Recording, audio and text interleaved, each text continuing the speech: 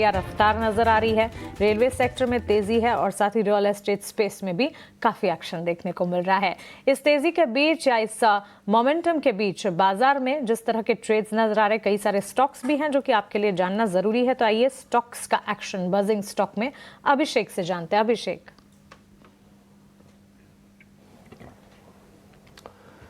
मानसी, आज बाजार थोड़ा साइडवेज है। हालांकि निफ्टी बैंक को देखेंगे तो थोड़ा सा रिकवर कर रहा है, लेकिन स्टॉक स्पेसिफिक एक्शन है। कुछ बाजार हमने निकाले हैं छांट के, और भारतीय एयरटेल आज है निफ्टी में सबसे ज्यादा गिरने वाला शेयर। और उसकी वजह यह है कि इनके सिंगापुर के प्रमोटर है सिंगटेल, सिंगापुर टेलीकॉम कम्युनिकेशंस। तो सिंगटेल के ने स्टेक बेचा है करीब 1.25% के आसपास का।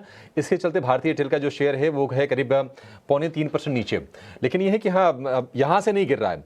1800 रुपए का फ्लोर प्राइस था, उसी पे ब्लॉक डील हुई है। उसके चलते हमने देखा कि डिस्काउंट होने के चलते ये गिरावट आई है। क्रॉम्पटन ग्रीव्स आज ये जो शेयर है ये वायदा का सबसे ज्यादा चढ़ने वाला शेयर है। ये बज कर रहा है, 7% के आसपास के गेंस इसमें है। और इसकी वजह ये कि सोलर रूफटॉप सेगमेंट में कंपनी एंट्री कर रही है। ये वो सेगमेंट है जिसमें हम लगातार तेज ग्रोथ देख रहे हैं। सरकार का इसको सपोर्ट भी है इस सेगमेंट को, और उसके चलते आज हम ये 7% के आसपास का उछाल देख रहे हैं। लेकिन पावर, पीएसयू, रेलवे, डिफेंस, ये वाली थीम पूरी तरह से एक्टिव है। अगर आप रेलवे शेयर को अगर देखेंगे तो कहीं से भी मोमेंटम कम होने का नाम नहीं ले रहा ये सेगमेंट।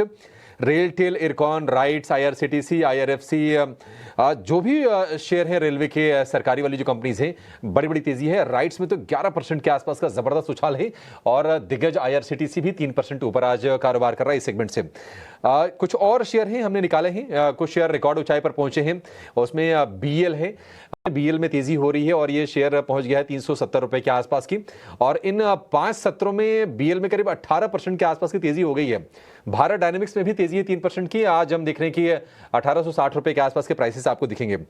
नोसिल के नंबर्स कमजोर आए थे और इसके चलते नोसिल में आज हम कमजोरी देख रहे हैं। और रिजल्ट में हमने देखा था कि इसका प्रॉफिट करीब करीब आधा हो गया है, 50% के आसपास से गिरावट आई है। तो 6% गिर के ये शेयर कारोबार कर रहा है। तो ये कुछ है बजिंग स्टॉक्स जिस पर आगे भी हम शो में चर्चा करेंगे, अपने एक्सपर्ट से व्यू भी लेंगे। लेकिन पहले फटाफट ये समझ लेते हैं कि बाजार का सेटअप कैसा है। हफ्ते का आखिरी कारोबारी सत्र आज है। एक रेंज का बाजार रहा है। निफ्टी की अगर मोटा मोटी रेंज देखें तो कितने 110 115 अंकों के आसपास की रेंज रही है। डिम्पी, क्या संकेत मिल रहे हैं वायदा के आंकड़ों से? देखिए, आज तो पूरी तरह से मार्केट ठंडा है और वजह भी होनी चाहिए, क्योंकि अगर आप सोमवार का सेशन देखोगे काफ़ी तेज़ था, मंगल बुध की फिर ठंडा रहा, फिर बृहस्पतिवार को बाजार के अंदर फिर से मोमेंटम आया। एक चीज़ बिल्कुल तय है कि बाजार काफ़ी स्ट्रॉन्ग हैंड्स में है और बाजार को नीचे नहीं जाना। अगर नीचे नहीं जाना, देखो आज आप सिर्फ बैंक निफ्टी को आज चेक करो, आप दिन भर में आप देखो बैंक निफ्टी बार बार नीचे तो जा रहा है लेकिन नीचे टिक नहीं रहा। 55,000 तक नहीं टेस्ट करने आ रहा, और तो छोड़ो, और दूसरे की तो बात ही नहीं है। 54,800 और उसके नीचे तक तो जाने की बात ही नहीं है। हरे निशान में है बैंक निफ्टी। और दूसरा आप ये देखोगे, एक मतलब majority of the trade, in fact मैं बोलूँगा majority of the time, in fact majority of the time ये 100 पॉइंट भी नीचे नहीं रहा। ये 55,000 का इंडेक्स है और 100 पॉइंट नीचे इसको करना कितना मुश्किल हो पा रहा है। आप ये देखो, कल 42% के आसपास की एफआईज की लॉन्ग पोजीशंस पहुंच गई हैं, फिर से 45% इनफैक्ट, और ये एकदम से बड़ी हैं। तो इसलिए बाजार तो काफ़ी स्ट्रॉन्ग हैंड्स में है। एक और चीज़ दिखा देता हूँ मैं, वो है विक्स। ये जो बोरियत आपको मार्केट के अंदर हो रही है ना, ये विक्स की वजह से हो रही है, क्योंकि विक्स डाउन हो गया। थोड़े दिन पहले तक आप 22 के विक्स पे काम कर रहे थे, आप देखो आप कुर्सी पे बैठ ही नहीं पा रहे थे। एक दिन क्या शूट अप हो रहा, वापस नीचे, फिर ऊपर, फिर नीचे हो रहा था। लेकिन अभी 16 का विक्स हो गया, करीब करीब 6 पॉइंट कम हो गए। 6 पॉइंट विक्स कम होते ही आप मार्केट को फील ऐसा कर रहे हो कि यार कुछ चल ही नहीं रहा, कुछ हो ही नहीं रहा मार्केट में। ये इसलिए ऐसा नहीं कि ना एफआईएस चले गए या फिर अर्निंग्स बंद हो गई या देश में और सारे बैंक्स बंद हैं या कामकाज नहीं हो रहा, सब कुछ वैसे ही हो रहा है। लेकिन आपको फील बैड या फिर आप रेंज में फंसा हुआ इसलिए महसूस कर रहे हो क्योंकि विक्स डाउन हो गया। ये विक्स की बड़ी इंपॉर्टेंस है, आपकी जो मन की भावना होती है ना, उसको ये रिप्रेजेंट कर देता है।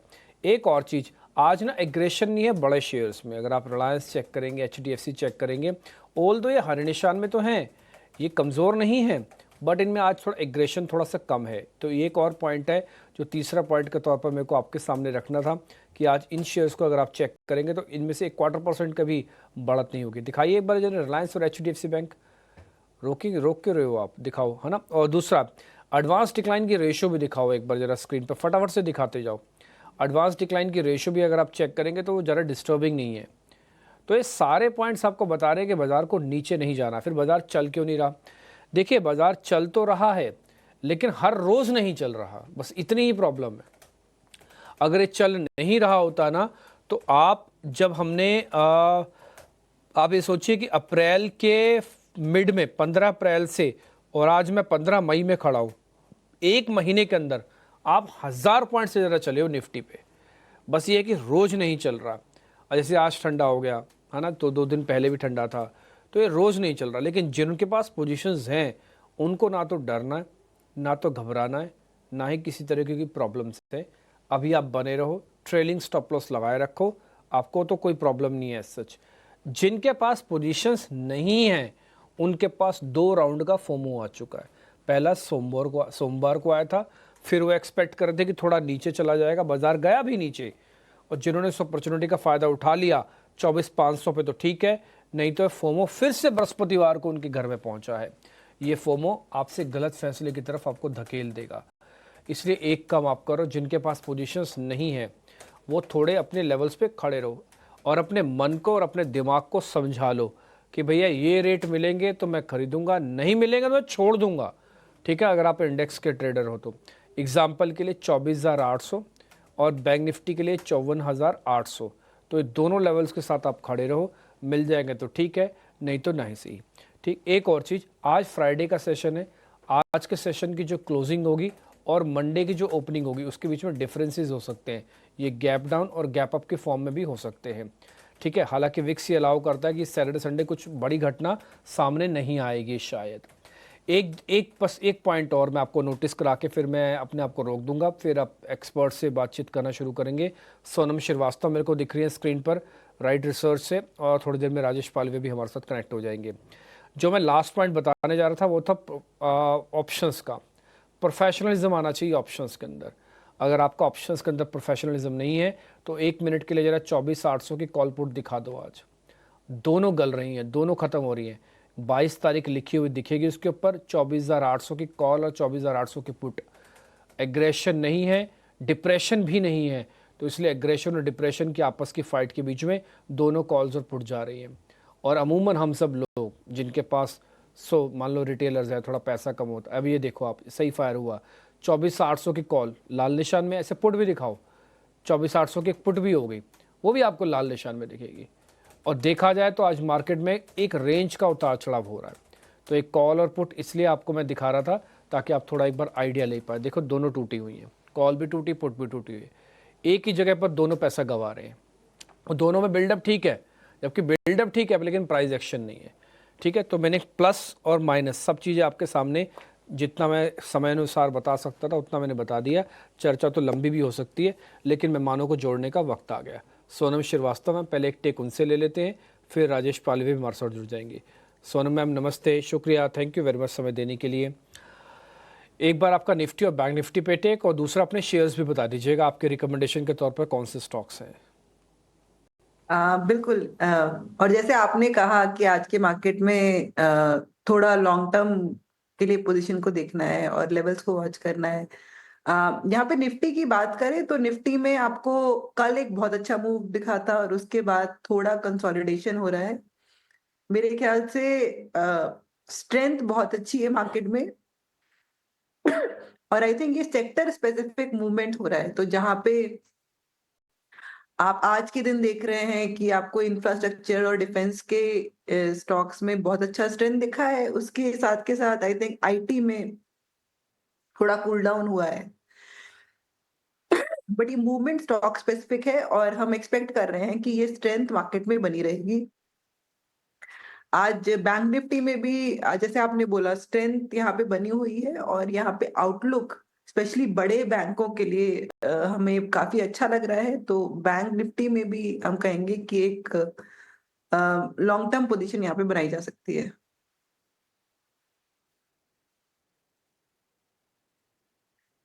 स्टॉक स्पेसिफिक की बात करूं तो आई थिंक आज के दिन में जैसे हमने देखा डिफेंस प्लेज। मैं वापस आ रहा हूँ, आप पहले पानी पी लीजिए ताकि आप आराम से बोल पाएंगे। सोनम, इस बीच में जरा मार्केट्स के बारे में एक छोटा सा पॉइंट मेरे से मिस हो गया था, वो भी मैं बता देता हूँ जब तक आप पानी पी लीजिए, ताकि आप आराम से बोल पाएँ इसके अंदर।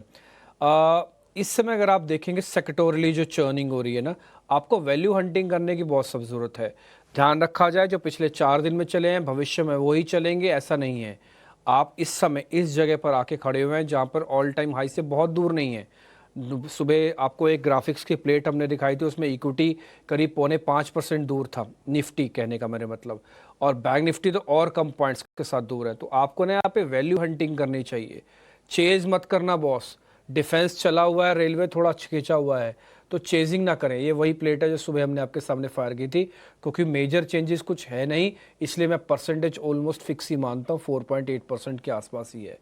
तो चेजिंग ना करके सिलेक्शन करना चाहिए, वैल्यू हंटिंग करनी चाहिए। खोज पे निकलो, एक्सपेरिमेंट पे निकलो, पूरी मार्केट में निकलो, कोई जल्दबाजी नहीं है। अच्छे शेयर मिलेंगे तो पैसा लगाना।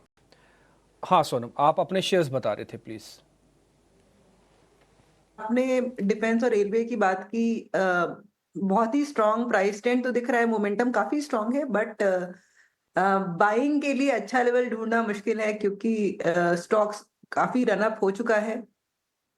But I think positive news भी काफी अच्छी आ रही है। आई थिंक आज हमने देखा कि इस सेक्टर में, डिफेंस सेक्टर में बहुत सारी इन्वेंट्री रिप्लेनिश करने वाले हैं, तो आई थिंक जो एलोकेशन है डिफेंस कंपनी को बजट में वो भी बढ़ता दिख रहा है लोगों को, ऐसी न्यूज आई थी। तो ये सब पॉजिटिव मूव्स हैं। और आई थिंक ऑपरेशन सिंदूर में भी अपनी डिफेंस, जो इंडिजिनस डिफेंस है उसकी कैपेबिलिटी हमने देखी थी, जिसकी वजह से उनकी मे बी एक्सपोर्ट में भी अट्रैक्टिवनेस बढ़े। तो अच्छी अच्छी एक अपॉर्चुनिटी है। बट जैसे आपने बोला कि सही लेवल पे ही बाई करना है, अभी प्राइसेस थोड़े बढ़े हुए हैं। इसके साथ के साथ इंफ्रास्ट्रक्चर में भी आपको आज काफी अच्छा मूवमेंट दिख रहा है।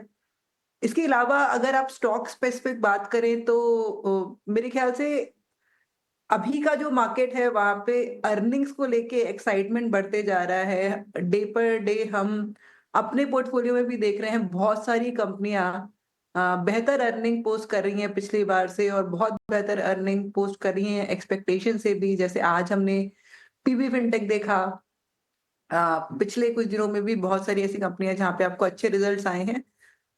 तो ये हमें एक अच्छा अपॉर्चुनिटी दिख रहा है small and mid cap sector में, रिजल्ट्स के बेसिस पे अच्छी अपॉर्चुनिटी ढूंढने का। बैक्ड एक्शन, और ये एक्शन ज़रूर नज़र आना भी चाहिए, because almost last leg of result पर पहुंच चुके हैं हम। ज़्यादातर नतीजे आना शुरू हो चुके थे और काफ़ी सारे आ भी गए हैं। अब बस कुछ चुनिंदा इंपॉर्टेंट सेट ऑफ नंबर्स, उसके बाद तिमाही नतीजों का सिलसिला, दिस क्वार्टर रिजल्ट का सिलसिला तो खत्म हो जाएगा। उससे इसी के साथ साथ काफ़ी सारे सेक्टर्स है जो फोकस रेडार पर है। डिफेंस तो एक अलग ही आयाम छूता हुआ हर रोज़ नज़र आ रहा है, डिफेंस और शिप बिल्डिंग स्पेस। लेकिन चलिए आगे बढ़ेंगे। हमारे साथ एक और गेस्ट जुड़ गए हैं एक्सिस सिक्योरिटीज से, राजेश पालविया जी हमारे साथ जुड़ गए हैं। गुड आफ्टरनून राजेश जी, स्वागत है आपका ईटी नाउ स्वदेश पर। और बाजार में हम देख रहे थे कि एक ब्रीदर के साथ कामकाज हो रहा था, लेकिन बस अभी चंद मिनटों में ही हमने देखा एक रिकवरी भी आई है। बैंक निफ्टी 192 अंकों की रिकवरी, इस वक्त ऑलमोस्ट 200 पॉइंट्स की रिकवरी दिखा रहा है। इस बीच चुनिंदा नंबर्स और रिजल्ट्स भी आ रहे हैं जो लगातार हम स्क्रीन पर फ्लैश भी कर रहे हैं। राजेश जी, क्लोजिंग ट्रेड्स आपकी तरफ से क्या होंगे? गुड आफ्टरनून मानसी जी। तो देखिए, मार्केट में इंडेक्स पॉइंट ऑफ व्यू से ब्रीदर है, लेकिन ब्रॉडर मार्केट में देखें, mid cap small cap space में देखें और स्टॉक स्पेसिफिक देखें तो काफी स्ट्रांग बाइंग एक्शन देखने को मिल रही है। अभी यहाँ पे जो दो स्टॉक पसंद आ रहे हैं, पहला स्टॉक हमें पसंद आ रहा है जिंदल स्टील एंड पावर। ये स्टॉक का अगर हम स्ट्रक्चर देखें तो स्टॉक ने एक स्ट्रॉन्ग ब्रेकआउट यहाँ पे डेली वीकली टाइम फ्रेम पे बनते हुए दिखा है। अगर हम इसके पैटर्न को डिस्क्राइब करें तो एक कॉन्ट्रैक्टिंग ट्रायंगल का ब्रेकआउट यहाँ पे वीकली चार्ट पे आते हुए दिखा है, और ये पैटर्न दिखाता है कि स्टॉक में ये मोमेंटम फर्दर एक्सटेंड होगा। अपसाइड के टारगेट हम प्रोजेक्ट करें 1020 से लेके 1030 की तरफ, डाउन साइड में स्टॉप लॉस रखना होगा करीब 968 के आसपास। जो दूसरा स्टॉक पसंद आ रहा है वो है रियल एस्टेट स्पेस से, और जिसमें हमें ओबेरॉय रियल्टी यहाँ पे पसंद आ रहा है। स्टॉक में करेक्शन के बाद लोअर साइड पे काफी समय बिताने के बाद अब यहाँ पे नियर टर्म चार्ट पे कंसोलिडेशन का ब्रेकआउट यहाँ पे डेली वीकली टाइम फ्रेम पे आते हुए दिखा है। और अगर हम देखें तो आज रियल एस्टेट स्पेस भी एक ऐसा सेक्टर है जहाँ पे एक अच्छा बाइंग इंटरेस्ट वापस बना है। तो हमें लगता है कि ये स्टॉक को भी फोकस में रखना चाहिए। ओबेरॉय रियल्टी में 1710 1720 के अपसाइड के टारगेट आते हुए दिख सकते हैं, डाउन साइड में स्टॉप लॉस होगा करीब 1660 के आसपास। रियल एस्टेट सेक्टर पर नजर है। रियल एस्टेट सेक्टर में एक्शन भी काफी अच्छा देखने को मिल रहा है। कई सारे स्टॉक्स में लगभग सारे के सारे real estate, Nifty realty index भी तेजी के साथ, और स्टॉक स्पेसिफिक 1710 के टारगेट ओबरॉय रियल्टी में as closing trade Rajesh ji की तरफ से। JSPL में भी खरीदारी के मौके 1020 तक का टारगेट, 1.5% के आसपास की तेजी। यहाँ पर 968 का स्टॉप लॉस बिल्कुल लगाइएगा। राजेश जी, रियल एस्टेट के साथ साथ रेलवे स्टॉक्स में भी आज बढ़िया तेजी है, रफ्तार बिल्कुल कायम रेलवे क्षेत्र की। और रेलवे मेजर्स की ही अगर बात करें, IRCTC, IRCON international, rights, IRFC, ये सारे स्टॉक्स में अच्छा खासा एक्शन, ऑलमोस्ट 7 से 10% तक की तेजी कुछ तमाम स्टॉक्स में तो नजर आ रही है। क्या राय होगी रेलवे काउंटर्स पर जिनकी एग्जिस्टिंग पोजीशन है, बिकॉज नई पोजीशन के लिए अब एंट्री अपॉर्चुनिटी इतनी तेजी में कहाँ लेंगे? नहीं, बिल्कुल रेलवे काफी स्ट्रॉन्ग मोमेंटम आज दिखा रहा है और सारे स्टॉक्स में देखें तो एक बड़े करेक्शन के बाद यहाँ पे सब में सभी स्टॉक्स का अगर हम स्ट्रक्चर देखें तो एक बॉटमिंग आउट के साइन यहाँ पे बनते हुए दिखे। IRFC हमें बिल्कुल पसंद है, काफी स्ट्रॉन्ग ब्रेकआउट यहाँ पे आते हुए दिखा है वीकली चार्ट पे। ऑलमोस्ट 10 से 11 वीक का कंसोलिडेशन रेंज का ब्रेकआउट यहाँ पे देखने को मिला है और हमें लगता है जब तक अभी 135 के ऊपर बना हुआ है, इसके नेक्स्ट टारगेट जो बन सकते हैं वो 145 से लेके 150 की तरफ आते हुए दिख सकते हैं। वहीं अगर हम देखें तो टीटागढ़ वैगन, यहाँ पे भी एक काफी स्ट्रॉन्ग बाइंग इंटरेस्ट आज के सेशन में बना है, एक फॉलिंग ट्रेंड लाइन का ब्रेकआउट वीकली चार्ट पे आते हुए दिखा है। तो एक बड़े करेक्शन के बाद ये स्टॉक भी एक रिवर्सल के साइन यहाँ पे बनाते हुए दिख रहा है और हमें लगता है टीटागढ़ वैगन अब ये 890 के ऊपर सस्टेन रहा तो इसके नेक्स्ट टारगेट फिर 980 की तरफ भी बढ़ते हुए दिख सकते हैं। वहीं अगर हम इसमें इसी सेक्टर में दूसरे स्टॉक्स पे जाए तो वहां पे हमें लगता है इरकॉन को भी यहाँ पे फोकस में रखना चाहिए।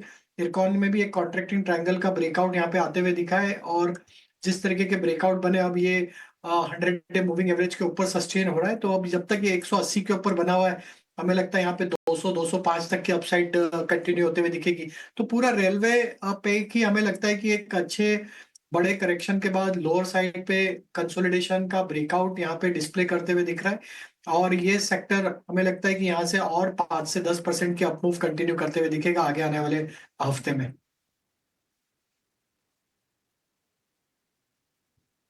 5 से 10% की और अपमूव की उम्मीद कीजिए सेक्टर में।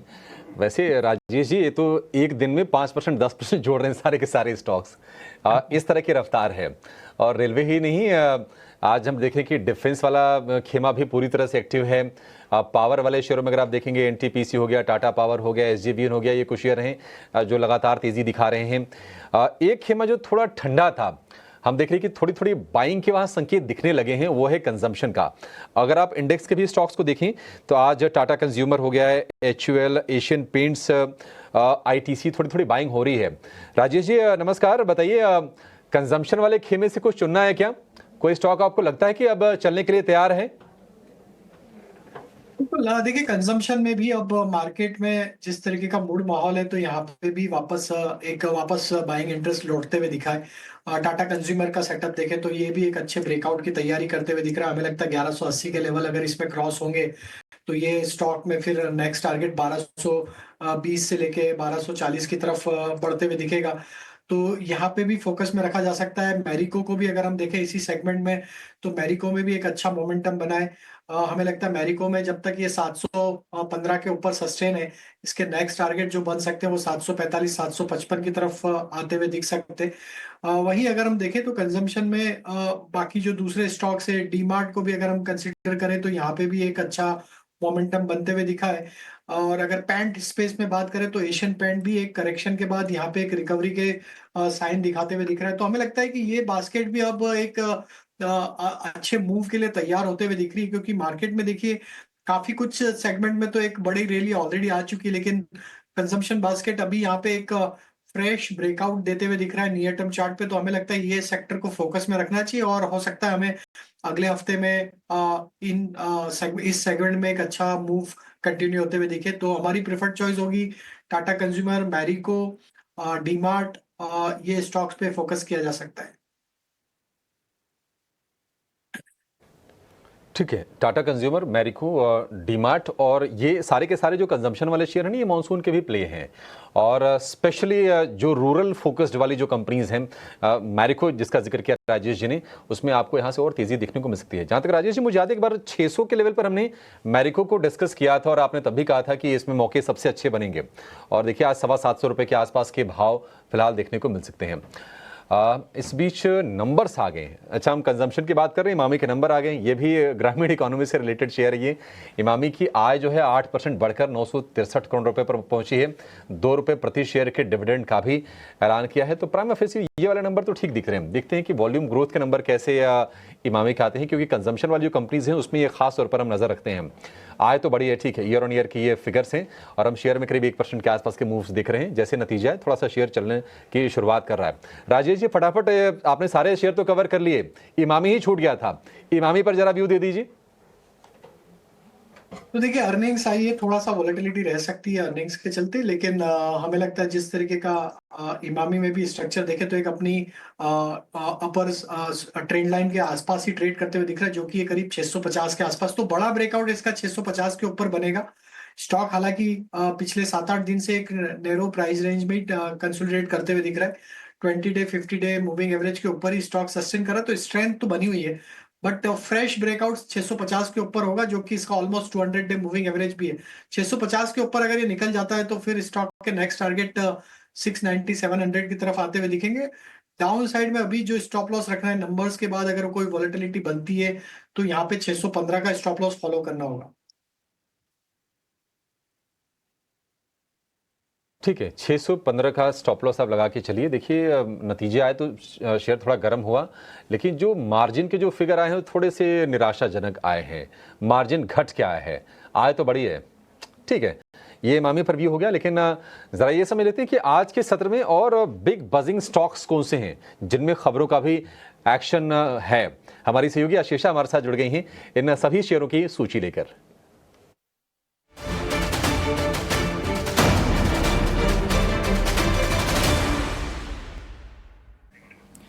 सबसे पहले प्राइवेट सेक्टर बैंकिंग इंडेक्स से इंडसइंड बैंक पर नजर डालेंगे। याद रखें, पिछले कुछ दिनों में काफी सारे रेगुलेटरी इश्यूज आए हैं कंपनी के लिए, जिसके चलते काफी गिरावट ऑलरेडी स्टॉक में दिख चुकी है और आज भी करीब 1 से 1.5% की गिरावट के साथ स्टॉक कारोबार करता हुआ। CLSA की बड़ी रिपोर्ट है, उन्होंने स्टॉक को डाउनग्रेड किया है, अब होल्ड की रेटिंग दी है, पहले जो आउट परफॉर्म थी, और टारगेट प्राइस भी घटाकर 780 रुपए प्रति शेयर का कर दिया है। और उन्होंने अपने पैट के एस्टिमेट्स घटाए हैं, इस साल के लिए ही नहीं अगले 2 साल के लिए उन्होंने अपने प्रॉफिटेबिलिटी एस्टिमेट्स घटाए हैं। तो बड़े डाउनग्रेड्स और रेगुलेटरी चैलेंजेस के चलते स्टॉक में आज फिर से एक बार गिरावट दिखी है। इसके अलावा कई सारे स्टॉक्स नतीजों के दम पर आज के सत्र में फोकस में है। गोदरेज इंडस्ट्रीज और PB फिनटेक काफी अच्छे नतीजे आए। PB फिनटेक हालांकि दिन की ऊंचाई से फिसल चुका है। गोदरेज इंडस्ट्रीज अभी भी 1 से 1.25% की तेजी के साथ कारोबार करता हुआ। प्रिकॉल नतीजे ठीक ठाक थे। इसके अलावा NCC और नॉसिल, इन दोनों कंपनियों के नतीजे कमजोर थे, तो कई सारे स्टॉक्स में नतीजों के दम पर आज एक्शन दिखा है। नॉसिल 6.5% नीचे, प्रिकॉल में भी गिरावट दिखी है और इसके अलावा NCC की बात करें तो 2.5% की गिरावट के साथ 223 के आसपास कारोबार करता हुआ। डिफेंस और शिप बिल्डिंग स्टॉक्स, पिछले कुछ दिनों से काफ़ी कुछ चर्चा हमने इन स्टॉक्स पर की है, लेकिन आज भी क्या शानदार तेज़ी इन स्टॉक्स पर दिखी है। कोचिन शिपयार्ड 13% ऊपर, नतीजे हाल फिलहाल में आए थे, नतीजे भी काफ़ी अच्छे थे। गार्डन रिच शिप बिल्डर्स 12% ऊपर और माजगांव डॉक, इस स्टॉक में भी करीब 12% की तेज़ी दिखी है। 2 और स्टॉक्स पर नज़र डालेंगे जो ऑल टाइम हाई लेवल्स पर कारोबार कर रहे हैं, नए शिखर पर इन दोनों ही स्टॉक्स हैं। भारत इलेक्ट्रॉनिक्स, हालांकि डिफेंस सेक्टर का स्टॉक 4% ऊपर, और भारत डायनामिक्स में भी 3.5% की तेजी दिखी है। All time high level stocks में डिवीज लेबोरेटरीज और ICICI बैंक, इन दोनों स्टॉक्स पर नजर डालेंगे। डिवीज लैब्स करीब 6230 के आसपास कारोबार करता हुआ और ICICI बैंक में भी अच्छा खासा एक्शन। तो कई सारे स्टॉक्स जो नतीजों के दम पर, और इसके अलावा डिफेंस सेक्टर के कई स्टॉक्स और रेलवे सेक्टर के कई स्टॉक्स में भी आज काफी एक्शन दिखा है।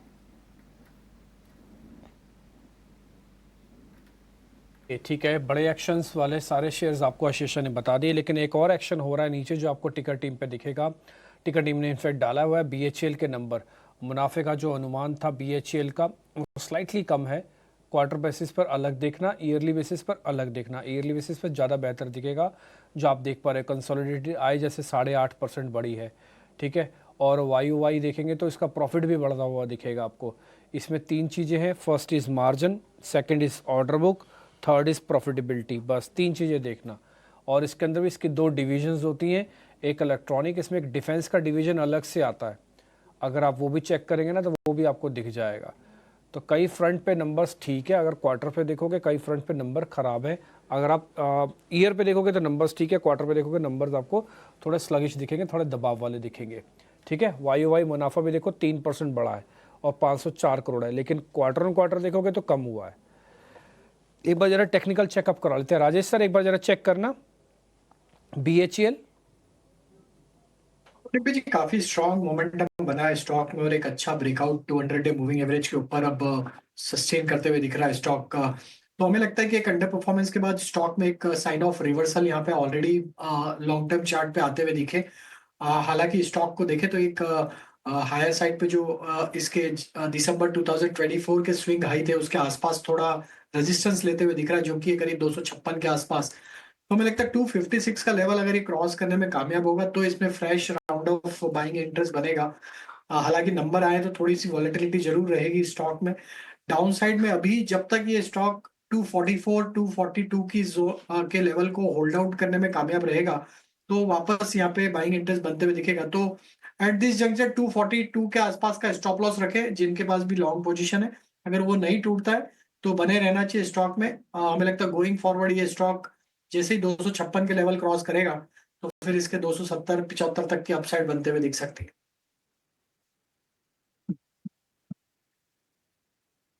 नंबर्स का नो रिएक्शन जैसा यहाँ पे दिख रहा है इस समय, कोई मेजर रिएक्शन तो नहीं है और सर ने आपको लेवल्स भी बता दिए, एंट्री और एग्जिट करने का तरीका भी बता दिया।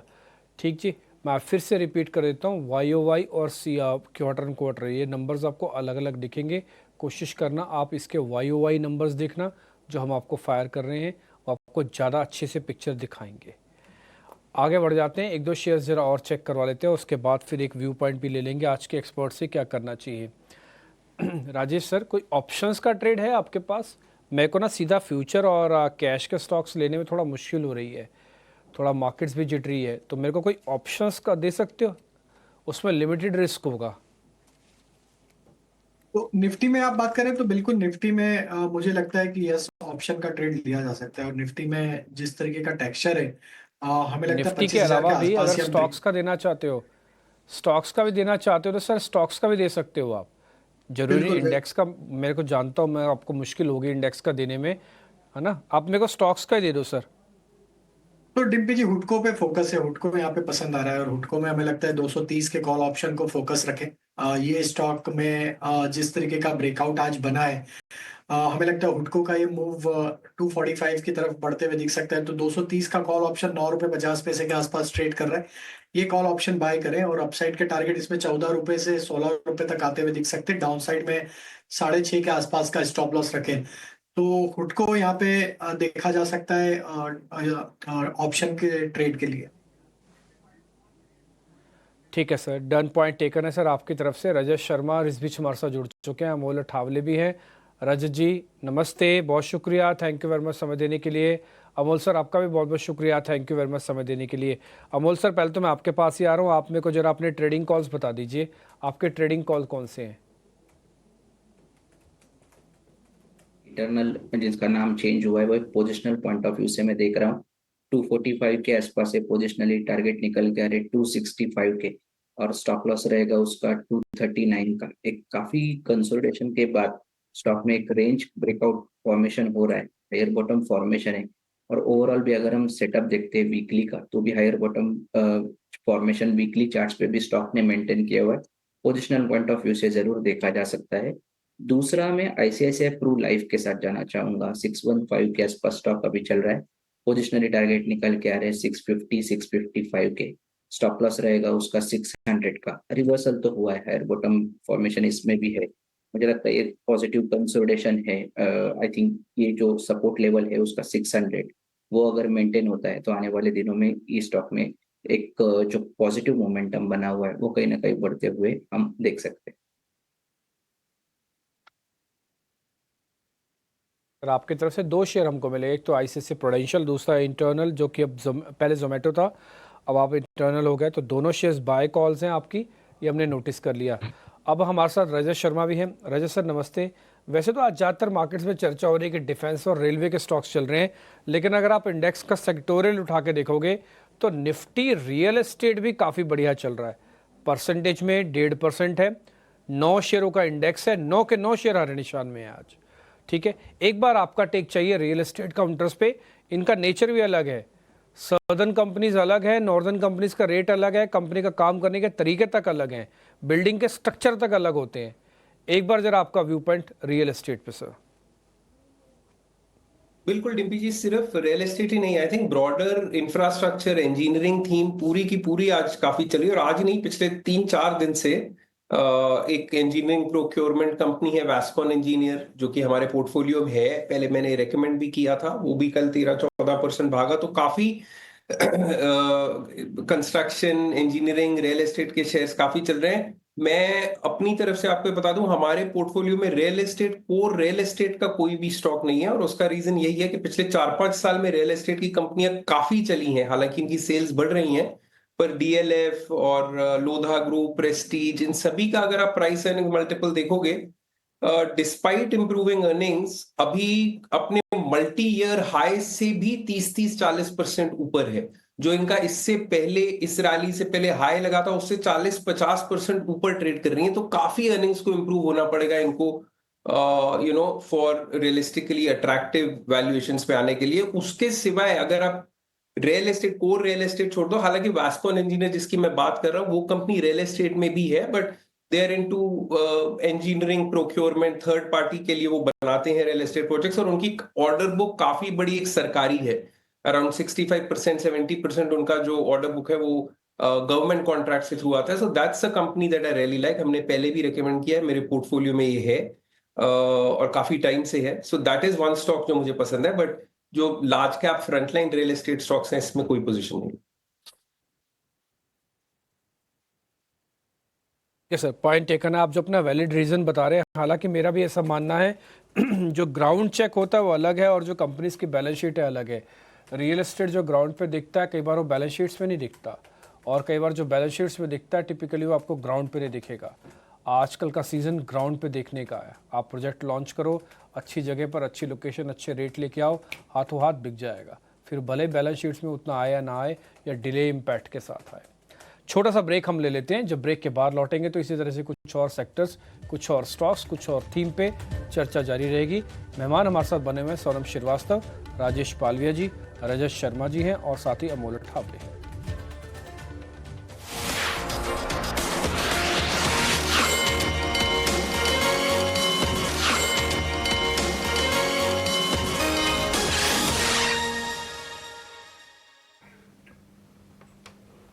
रिकवरी अटेम्प्ट करने की कोशिश में बाजार और फ्राइडे सेशन। हमारे साथ हमारे टेक्निकल मार्केट एक्सपर्ट और फंडामेंटल एक्सपर्ट लगातार शामिल हैं। राजेश पालविया, रजत शर्मा, अमोल आठवले और साथ ही सोनम श्रीवास्तव हमारी पैनल पर है।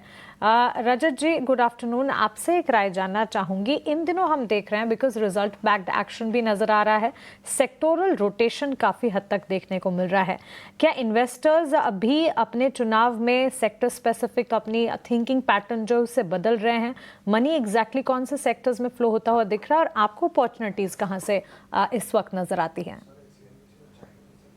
बिल्कुल, ये कहना तो मेरे लिए मुश्किल है कि इन्वेस्टर्स ऐसा कर रहे हैं कि नहीं, बट ये करना चाहिए। और उसका रीजन ये है कि कुछ सेक्टर्स ऐसे हैं जो काफी अपने हिस्टोरिक वैल्यूएशन से नीचे ट्रेड कर रहे हैं, प्लस इन एडिशन टू उनका नीचे ट्रेड करना, फ्यूचर उनके लिए काफी ब्राइट है। इफ आई टॉक अबाउट जो दो सेक्टर हैं जो मेरे फेवरेट हैं अभी, banking and financial services overall, और दूसरा टेक्नोलॉजी। उसका reason, banking and financial services बहुत टाइम से अंडर परफॉर्म कर रहा है ओवरऑल मार्केट्स को। एंड एक ये धारणा बन गई थी इन्वेस्टर्स की कि इंडियन लार्ज बैंकिंग में पैसा नहीं बनेगा, नहीं बनता, because of UPI payments and जितने एनबीएफसीज आ गए मार्केट में। मुझे नहीं लगता ऐसा होने वाला है। इनफैक्ट लॉट मोर मनी, अब तो काफी पैसा हम देख रहे हैं, बैंक्स के डिपॉजिट्स काफी स्पीड से बढ़ते जा रहे हैं पिछले कुछ टाइम से। तो मैंने पहले भी इसकी चर्चा की थी that axis bank, HDFC bank, ये जो लार्ज प्राइवेट सेक्टर बैंक्स हैं, अगर मैं 2-3 इनके बड़े रीजंस बताऊं तो आईएमएफ की अभी मैं रिपोर्ट पढ़ रहा था, इंडिया 6.5-7% पे ग्रो करता ही रहेगा। And fourth largest economy, growing at that rate.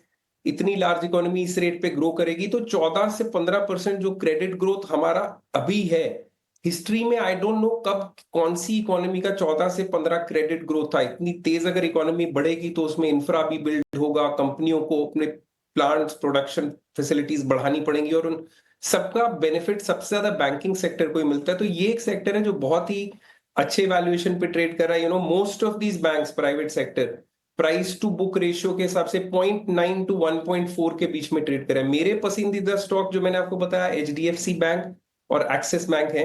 दोनों ही बहुत रीजनेबल वैल्यूएशन पे भी है। एक्सिस इन पर्टिकुलर 13-14 के प्राइस अर्निंग मल्टीपल पे ट्रेड कर रहा है। तो सेक्टर रोटेशन ऐसा करना चाहिए। अभी हम शायद डिफेंस की बात कर रहे थे, डिफेंस, रेलवे, ये सारे बहुत ओवरहीटेड सेक्टर है। यहां से निकाल के पैसा अगर बैंकिंग सेक्टर में लाया जाए, I think over a period of time वो क्लाइंट्स को काफी अच्छा पे ऑफ करेगा, बिकॉज बैंकिंग एक सेक्टर है, नहीं चला।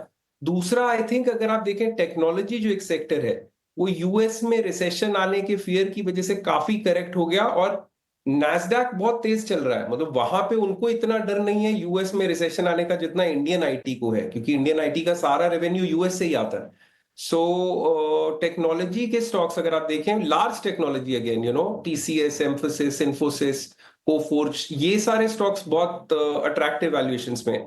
इसमें भी Infosys is one of my favourites. But आप दोनों ही सेक्टर्स में अगर 2-2, 3-3 टॉप स्टॉक्स खरीद लें तो एक अच्छा पोर्टफोलियो आपका बन जाएगा। स्पेशली बैंकिंग में मेरा पर्सनली ये मानना है, कोई एक बैंक पे रिलाय नहीं करना चाहिए। अगर आपका सेक्टरल व्यू पॉजिटिव है तो 2-3 स्टॉक्स खरीदने चाहिए। भी आपने देखा इंडसइंड में क्या हुआ, और ये हु नोज किस बैंक के साथ किसके पेट में से क्या निकले कभी। तो सेक्टर वाइज ये 2 सेक्टर्स हैं जिसमें कैपिटल शुड फ्लो। रजत, मैं आपकी बात से इत्तेफाक रखती हूँ। यूएस मार्केट्स में जितना इस साल डाउन नहीं चला उतना नास्डैक चल चुका है और इसी के चलते इनफैक्ट टेक्नोलॉजी स्पेस में डोमेस्टिक आईटी कंपनियां तो करेक्शन पर एक एंट्री अपॉर्चुनिटी दे रही है और ये एक डिसिप्लिन्ड पोर्टफोलियो क्रिएशन की हाइजीन प्रोसेस में आता है कि वक्त वक्त पर आप अपने पोर्टफोलियो को चेक करें, सेक्टर स्पेसिफिक क्या थीम्स चल रहे हैं, उन सेक्टर से जुड़े हुए स्टॉक्स का समावेश अपने पोर्टफोलियो में करें। और इसी के चलते बैंकिंग और टेक्नोलॉजी स्पेस है जिस पर एक नज़र होनी चाहिए और बैंकिंग मेजर्स और साथ ही टेक्नोलॉजी मेजर्स पर एक फोकस करके रिसर्च ऑफ कोर्स अपनी देखकर हमारे एक्सपर्ट्स की बात सुनकर आपके पोर्टफोलियो में इन सेक्टर से जुड़े स्टॉक्स को ऐड जरूर करना चाहिए। आगे बढ़ेंगे, ऑप्शन के चैंपियन हमारे अगले सेगमेंट का रुख करते हैं। आपको बताते हैं ऑप्शन की दमदार रणनीति।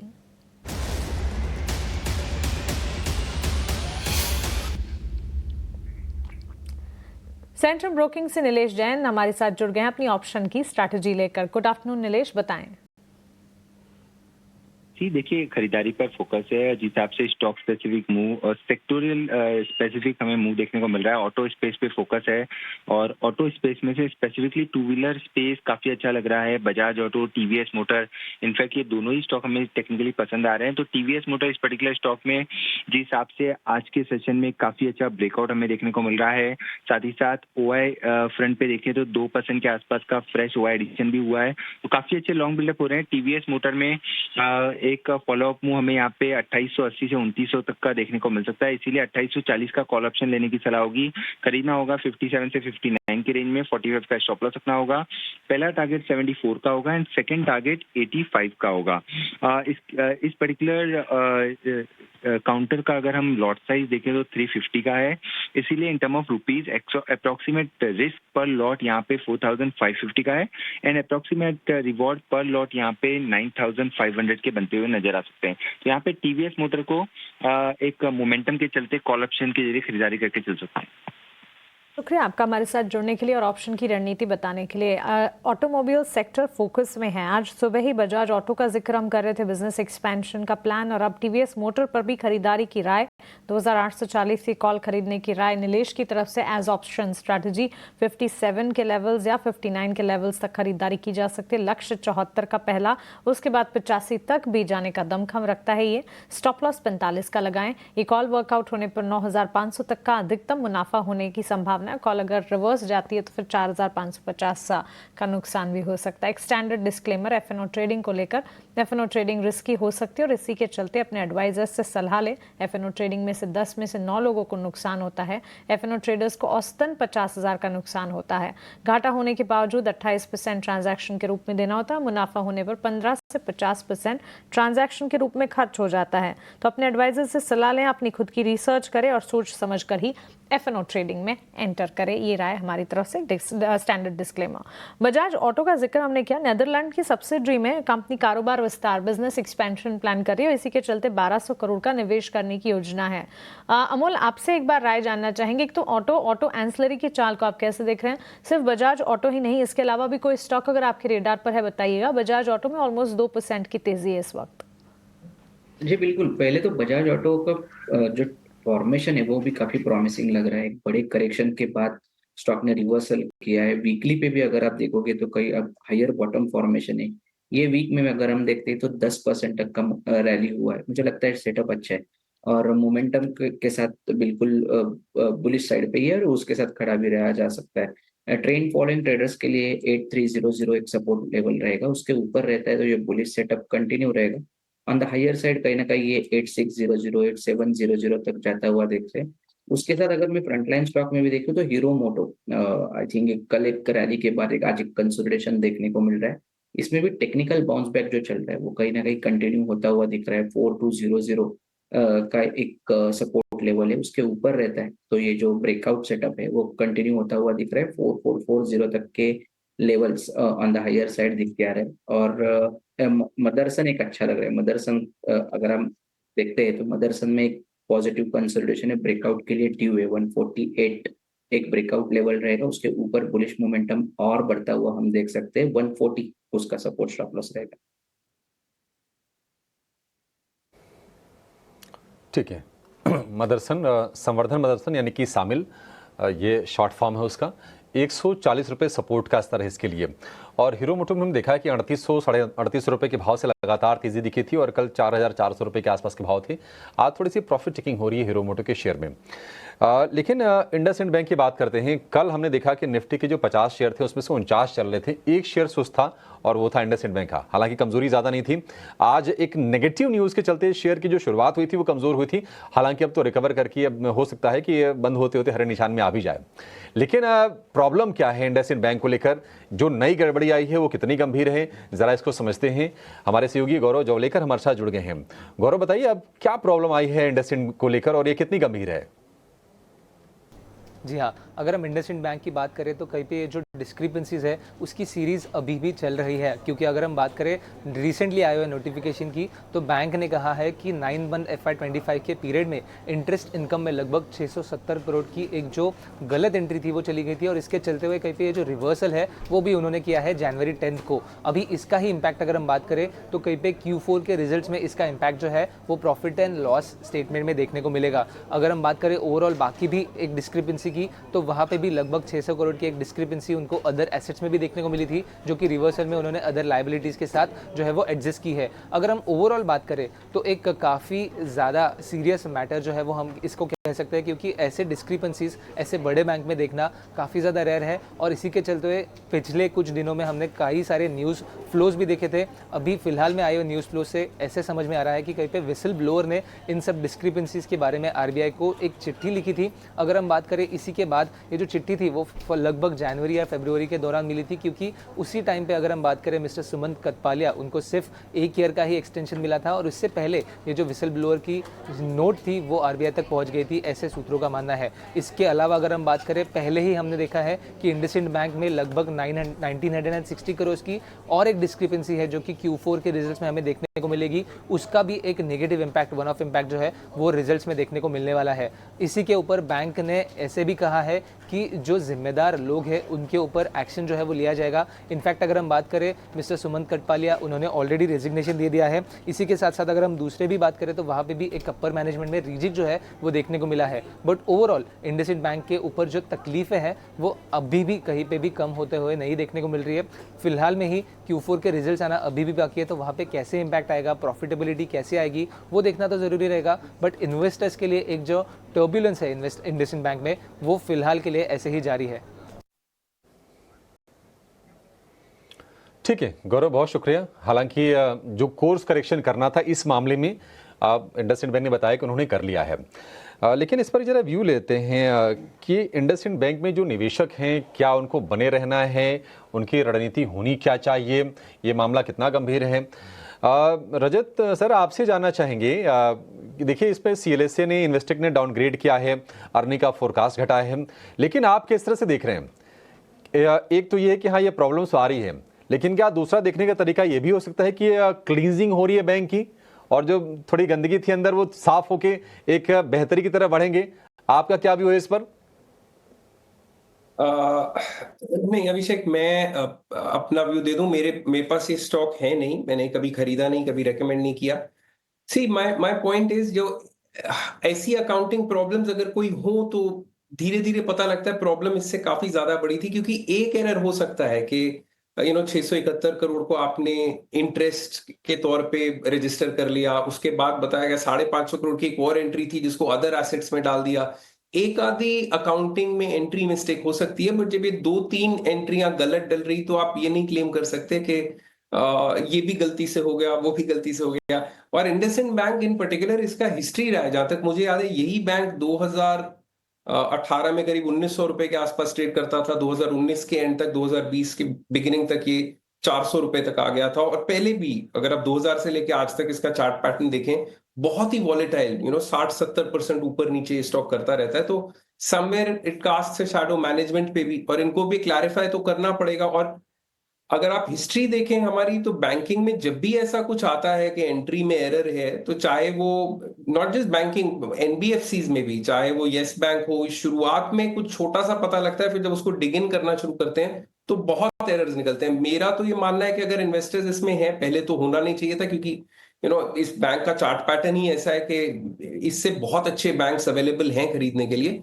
लेकिन अगर कोई है भी इसमें, तो मेरा मानना है उसको बेच के कोई अच्छे बैंक्स के स्टॉक्स ले लेने चाहिए। इसमें ये होप करते रहना कि यहां से ये बहुत चल जाएगा, आई डाउट ऐसा कुछ होने वाला है। And stay away from companies जिसमें पता ही लग जाए आपको कि अकाउंटिंग एरर है, पहले एक फिर दो, फिर अकाउंटिंग इरेगुलरिटीज।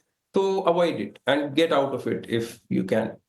शॉर्ट टर्म में पेन लगता है, बट लॉन्ग टर्म में अच्छी कंपनियां खरीद के रखो जिनका पता है कि मैनेजमेंट पे कास्ट डाउट है, छोड़ दो उसको।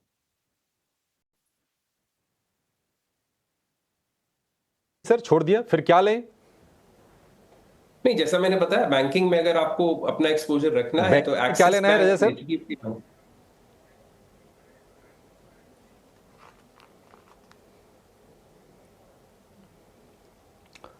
जी रजत, कंटिन्यू कीजिए सर। जैसा मैंने बताया कि बैंकिंग सेक्टर में मुझे एक्सिस बैंक और HDFC बैंक पसंद है। और जैसा मैंने अभी थोड़ी देर पहले कहा कि बैंकिंग एक ऐसा सेक्टर है जिसमें मैं कभी भी ये नहीं सजेस्ट करता कि आप किसी एक बैंक में अपना बहुत ज्यादा एक्सपोजर ले लीजिए, बिकॉज इट्स बहुत, एक तो इंटरेस्ट सेंसिटिव होता है, बहुत इवेंट ड्रिवन होता है। थोड़ी सी अकाउंटिंग प्रॉब्लम की वजह से या किसी एक बड़े क्लाइंट के डिफॉल्ट करने की वजह से बहुत बड़ा इंपैक्ट आ जाता है बैंक पे। तो आप 2 से 3 बैंक्स लेके चलिए। मेरे अपने पोर्टफोलियो में 3 बैंक्स हैं, एक्सिस बैंक, फेडरल बैंक और HDFC बैंक। तो मेरा एक्सपोजर इन तीनों में है। पब्लिक सेक्टर बैंक्स में मेरा बिल्कुल एक्सपोजर नहीं है, और कुछ NBFCs में भी मेरा एक्सपोजर है, but these are my top 3 holdings. बाकी आप अपना रिसर्च करके लें। मुझे ये तीनों बैंक्स मेरी टॉप पिक्स हैं। सर अपने पोर्टफोलियो भी शेयर कर दिया कि आपके पास क्या है, ठीक है? तो आपके इंटेलिजेंस का बाकी लोग फायदा उठा लेंगे जिनको जो समझना हो। ठीक है, एक छोटे से ब्रेक का वक्त फिलहाल हो गया है। हमारे सारे के सारे एक्सपर्ट्स बने हुए हैं और अपने सहयोगी प्रकाश प्रियदर्शी को भी अब जोड़ लेते हैं। उनके पास है पावर को लेकर एक एक्सक्लूसिव खबर।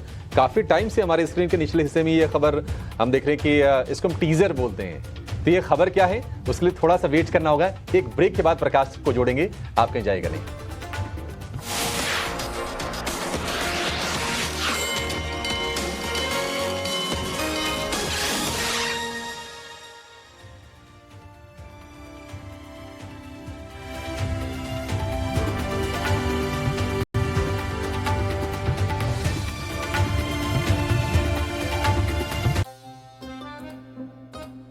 ये आपका मूड है जो बनता है, बदलता है, बिगड़ता है, सोचता है, बहुत कुछ कहता है जब टीवी पर न्यूज़ देखता है, पर सुनाई किसी को नहीं देता।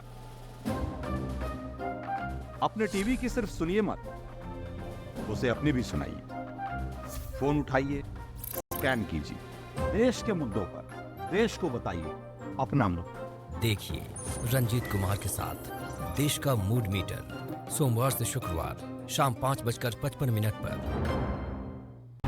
Look at that! Travis opens big every time. Can you believe it? अभी तो शुरू हुआ है. Getting the right start is half the win. Be it a savings account or a current account. Start big, grow bigger. The latest in tech ensures seamless account openings with City Union Bank. Game on, bank on.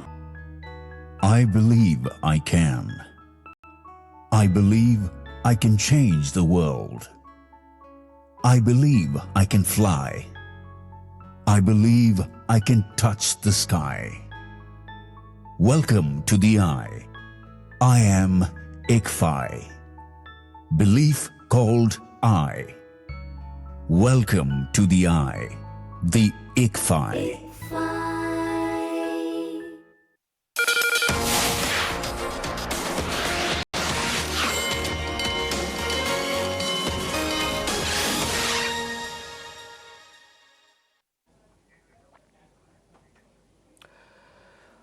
Break के बाद एक बार फिर आपका स्वागत है। खैर इस बीच मेहमान हमारे साथ बने हुए हैं और लगातार गर्मी भी बढ़ रही है। अगर आप दिल्ली और दिल्ली के आसपास के एरिया में तो आप फील भी कर रहे होंगे, और खैर पूरे देश में जहाँ जहाँ पे गर्म मौसम रहता है वहाँ सभी जगह पे गर्मी बढ़ रही है।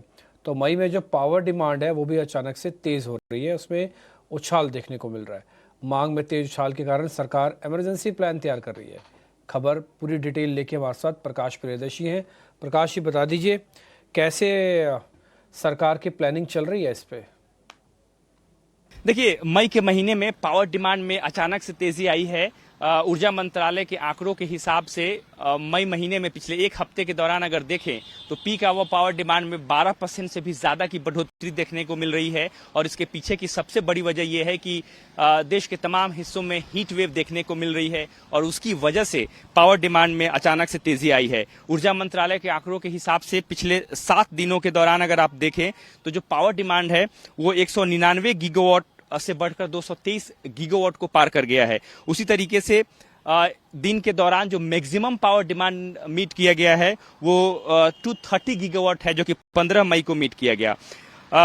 इसके अलावा जो सबसे अच्छी बात है इस पूरे प्रोसेस में और इस डेवलपमेंट में वो ये है कि पावर डिमांड में भले तेजी आ रही है लेकिन पावर शॉर्टेज नहीं है। किसी भी स्टेट ने पावर शॉर्टेज रिपोर्ट नहीं किया है, खासकर पीक आवर के दौरान। अगर आप देखें कुछ माइनर पावर शॉर्टेजेस हैं कुछ स्टेट्स ने रिपोर्ट की हैं जो कि काफी नेग्लिजिबल है, जिसमें कि मध्य प्रदेश, हरियाणा और पुडुचेरी जैसे स्टेट्स हैं। इसके अलावा पावर जनरेशन में तमाम सोर्सेस से, चाहे वो थर्मल हो, विंड हो, सोलर हो, हाइड्रो हो, पावर जनरेशन में भी तेजी आई है। ऊर्जा मंत्रालय का ये अनुमान है कि जो मौजूदा समर सीजन है उसमें जो पीक आवर पावर डिमांड है वो 270 गीगावाट के आंकड़े को पार कर सकती है। लिहाजा तमाम तरह के एहतियातन कदम उठाए गए हैं। सरकार ने इमरजेंसी प्लान भी तैयार किए हैं ताकि किसी भी तरह के पीक आवर पावर डिमांड को मीट किया जा सके। ठीक है प्रकाश, बहुत शुक्रिया, थैंक यू वेरी मच। सरकार की पूरी प्लानिंग चल रही है। हालांकि अभी भी किसी भी स्टेट ने ये नहीं कहा कि हमारे पास पावर डेफिसिट है, हमें प्रॉब्लम हो रही है, बट हाँ पावर की डिमांड बढ़ रही है। IEX जैसे शेयर्स तो होंगे जो ट्रेडिंग के अंदर हैं ही, इसके अलावा जनरेशन, डिस्ट्रीब्यूशन और एंसिलरीज तीनों एक्टिव हो जाएंगे एकदम से। एक काम करते हैं, पावर पे कई बार राजेश सर ने हमको ट्रेड बताए हैं, चाहे REC हो, PFC हो, NTPC उनका फैंसी काउंटर भी रहा है। राजेश सर, आपके पावर वाले स्टॉक्स की जो एनालिसिस होता है काफ़ी बढ़िया रहता है और काफ़ी अच्छे से हिट भी हुआ है। REC भी आपने बताया था, आज भी अच्छा चल रहा है। जरा मेरे को बताइए आपकी स्टडी कौन से शेयर्स पे आके रुक रही है, स्पेशली पावर वाली बास्केट में सर? देखें तो काफी पावर रिलेटेड स्टॉक्स पे मोमेंटम बना है, जिसमें कि अगर हम देखें लार्ज कैप में जाएं तो टाटा पावर में भी एक अच्छा मूव बना है पोस्ट अर्निंग और स्टॉक कंफर्टेबली 400 के ऊपर सस्टेन कर रहा है। तो ये स्टॉक को भी बाइंग साइड पे रखा जा सकता है। स्टॉक में एक अच्छा मूव देखने को मिला पिछले 2-3 हफ्ते में और स्टॉक एक अप स्लोपिंग चैनल में ट्रेवल कर रहा है। टाटा पावर में भी हमारा व्यू बुलिश है और हम एक्सपेक्ट कर रहे हैं ये स्टॉक 415-420 की तरफ बढ़ते हुए दिख सकता है। वहीं अगर हम देखें तो छोटे स्टॉक्स में अगर देखें तो F&O यूनिवर्स में SJVN, सतलज जल विद्युत निगम में भी आज एक अच्छा ब्रेकआउट बनते हुए दिखा। स्टॉक अब कंफर्टेबली 100-डे मूविंग एवरेज के ऊपर सस्टेन हो रहा है, तो ये स्टॉक को भी रडार पे रखा जा सकता है। यहाँ पे भी हमें लगता है 108 110 की तरफ मूव आते हुए दिख सकता है। आरईसी में अभी देखें तो जरूर एक लोअर साइड से पुल बैक बना है, बट अभी हमें लगता है जो इसका मेजर सप्लाई जोन बने हुए करीब 410 415 की जोन में बने हुए, जब तक ये वो लेवल को क्रॉस नहीं करता थोड़ा यहाँ पे साइडवेज कंसोलिडेशन रहेगा। बट हमें लगता है Tata power, CSC, SJVN, NHPC ये स्टॉक्स पे अभी फोकस रखना चाहिए। यहाँ पे टेक्निकल स्ट्रक्चर नियर टर्म के हिसाब से काफी बेहतर लग रहे हैं। सो पावर स्टॉक्स पर ये एक टेक और हमारी तरफ से एक्सक्लूसिव खबर जो कि प्रकाश में बता रहे थे, इससे जुड़े सारे अपडेट्स हम आप तक पहुंचाएंगे। लेकिन पावर डिमांड में लगातार बढ़ोतरी जो कि पावर इक्विटी मार्केट में पावर स्टॉक्स के लिए काफ़ी हद तक फायदेमंद होता हुआ नजर आ रहा है।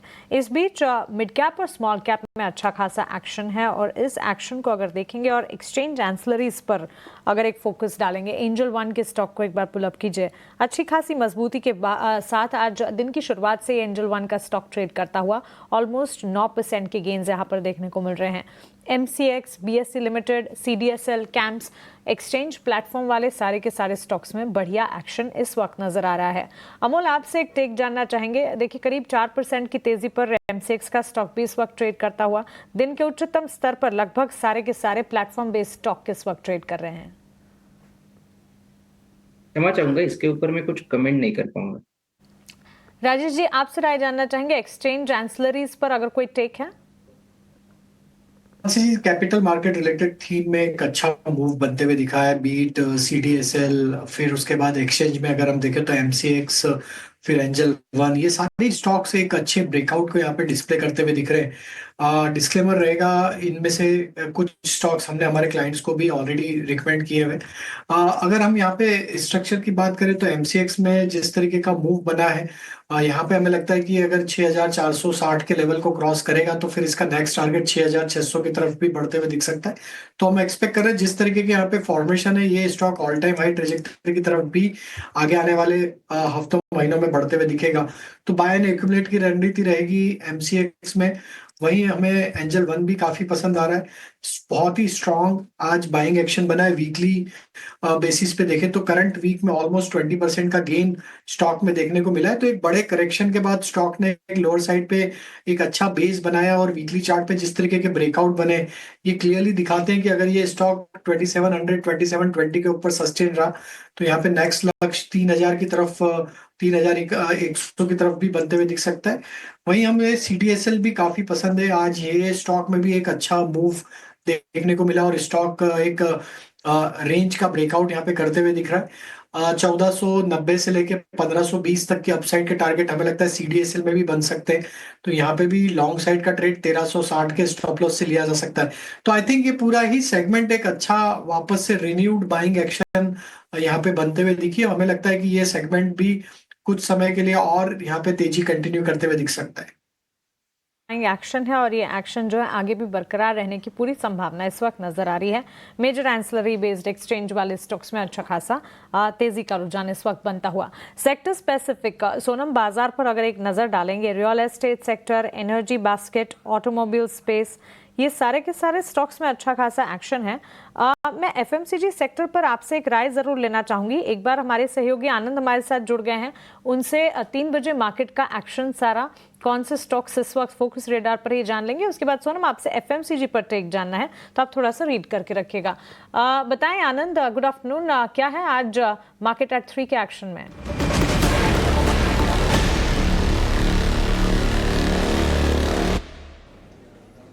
जी हाँ मानसी, गुड आफ्टरनून।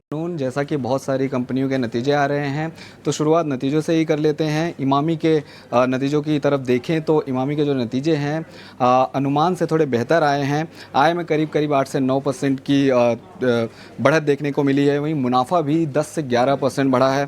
साथ ही साथ एबिडा और एबिडा मार्जिन में भी बढ़ोतरी देखने को मिली है, जिसके चलते शेयर जो है निचले स्तर से रिकवरी मोड में आ चुका है। शेयर हरे निशान में कारोबार कर रहा है। भेल की बात करें तो भेल के जो नतीजे हैं वो अनुमान के मुताबिक आए हैं। आय में करीब 8 से 9% की बढ़ोतरी देखने को मिली है और मुनाफा भी हल्का सा बढ़ा है। साथ ही साथ एबिडा की बात करें तो एबिडा 15% बढ़कर 830 करोड़ के आसपास पहुंच गया है ईयर ऑन ईयर बेसिस पे। जिसके चलते शेयर में करीब करीब 1% की तेज़ी देखने को मिल रही है। इसके अलावा बात करें खबरों की, तो खबरों HCL टेक पर एक खबर है जहां पर कंपनी ने IIT गुवाहाटी के साथ करार किया है, और ये जो करार उन्होंने किया है वो टेक्नोलॉजी में कर्मचारियों के स्किल डेवलपमेंट के लिए किया है। हालांकि IT सेक्टर पर में गिरावट देखने को मिल रही है, तो उस गिरावट का असर शेयर में भी देखने को मिल रहा है। इसके अलावा बात करें कोचिन शिपयार्ड की, तो कोचिन शिपयार्ड पर एंटिक की ब्रोकरेज रिपोर्ट आई है जहां पर एंटिक ने होल्ड की रेटिंग दी है और लक्ष्य रखा है 1640 रुपये का। साथ ही साथ आपको ये बता दें कि कल कोचिन शिपयार्ड के नतीजे आए थे, काफ़ी बेहतर नतीजे आए थे, और इसके साथ डिफेंस शेयरों में तेज़ी देखने को मिल रही है, जिसके चलते आज कोचिन शिपयार्ड में 12 से 13% की तेज़ी दिख रही है। अंत में बात कर लेते हैं कि कल किन नतीजों पर हमें नज़र रखना है। कल निफ्टी में किसी भी कंपनी के नतीजे नहीं आने वाले हैं, वहीं दूसरी कंपनियों में डीवीज लैब और अरविंद फैशन के नतीजे आएंगे जहां हम नज़र रख सकते हैं। तो 3 बजे तक ये सारी खबरें थी, अपडेट्स थी, जिनकी वजह से इन सारे शेयरों में एक्शन आज दिख रहा है। शुक्रिया आपका हमारे साथ जुड़ने के लिए और ये सारे खबरों वाले शेयर्स में बताने के लिए भी आया है। आने वाले दिनों में कंजम्पशन स्पेस जो है फोकस रेडार पर रह सकती है, और इसमें सिर्फ और सिर्फ प्योर FMCG प्लेज ही नहीं, कुछ हद तक agri related counters, fertiliser stocks, इनको भी जोड़ना चाहिए। कैसे देख रही हैं इस स्पेस को आप, और इस स्पेस में कोई चुनिंदा प्लेयर्स, स्टॉक्स अगर आपके रेडार पर हैं?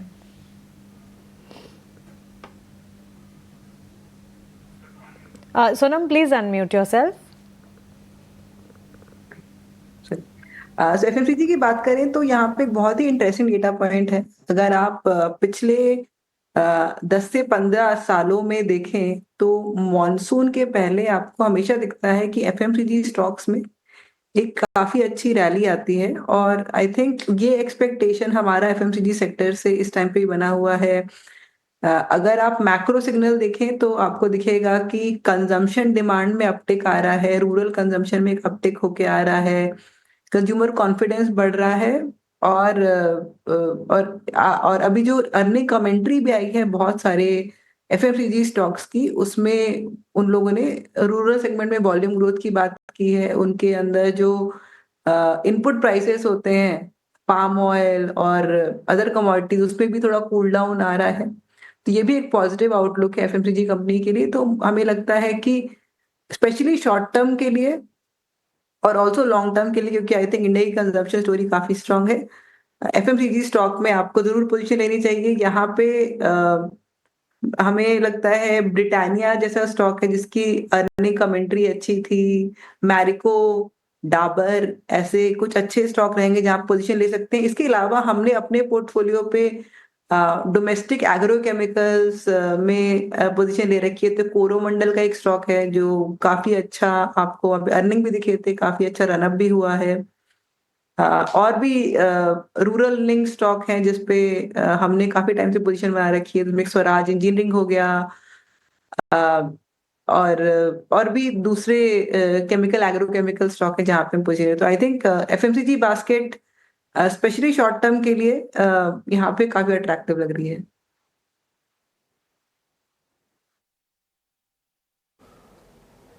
ठीक है, ये तमाम स्टॉक्स सोनम जी ने आपको सजेस्ट किए हैं। मैं अभी NSE की 500 कंपनीज की मैं लिस्ट देख रहा था, और आज जितने भी शेयर जो 10%, 12%, 15% के मूव दिखा रहे हैं, वो सारे के सारे या तो रेलवे से हैं या फिर डिफेंस से दिखाई देंगे। इस वक्त कोचिन शिपयार्ड, मझगांव डॉक में बेहतरीन तेज़ी हम देख रहे हैं। इसके अलावा टीटागढ़ हो गया, राइट्स हो गया, ये कुछ स्टॉक्स हैं जहां पर बहुत अच्छी आज तेज़ी बन रही है। IFCI एक और शेयर है, काफ़ी समय के बाद हालांकि इस तरह के मूव्स आ रहे होंगे, तो 16% ऊपर फिलहाल आकर ये कारोबार हो रहा है। लेकिन एक सरकारी कंपनी, राजेश जी आपसे जानना चाहेंगे NBCC के बारे में व्यू। 100 रुपये के ऊपर शेयर निकला तो, लेकिन बहुत जोश दिख नहीं पाया। NBCC में आज हम देखने की थोड़ी सी तेज़ी बनी है, 4-5% के आसपास की। चलेगा शेयर क्या ये फिर से? हाँ बिल्कुल अभिषेक जी, इस स्टॉक पे हमारा बाय रिकमेंडेशन भी है। आज ही हमने हमारे क्लाइंट्स को ये स्टॉक रिकमेंड किया। जिस तरीके का ब्रेकआउट वीकली चार्ट पे बनते हुए दिखा है, एक मल्टीपल सप्लाई जोन का ब्रेकआउट यहाँ पे देखने को मिला और एक inverse head and shoulder sort of formation भी यहाँ पे पैटर्न का ब्रेकआउट बनते हुए दिखा है। पैटर्न दर्शाता है कि ये स्टॉक में पोजिशनल पर्सपेक्टिव से 130 135 तक के अपसाइड बनते हुए दिख सकती है। तो बाय एंड एक्यूमुलेट की सलाह रहेगी एनबीसीसी में और हमें लगता है कि यहाँ पे आगे आने वाले हफ्तों में एक अच्छा मूव बनेगा। डाउन साइड में स्टॉप लॉस सजेस्ट करेंगे करीब 104 रुपए के आसपास, तो थोड़ा सा पोजिशनल ट्रेड यहाँ पे लिया जा सकता है एंड 125 130 के अपसाइड के टारगेट के लिए। ठीक है, 125 130 के टारगेट के लिए आप ले सकते हैं इसको, थोड़ा पोजिशनल अप्रोच आपको रखना पड़ेगा। रजत जी, एक और सरकारी शेयर के बारे में भी बोलेंगे। अब देखिए अब क्या करें, सरकारी शेयर ही रडार पर आ रहे हैं जहां पर मूव्स दिख रहे हैं। एक बार जरा BEML का शेयर चेक कीजिए। इसको कुछ दिनों पहले इन्होंने एक प्लांट लगाने के लिए मध्य प्रदेश सरकार के साथ करार भी किया था।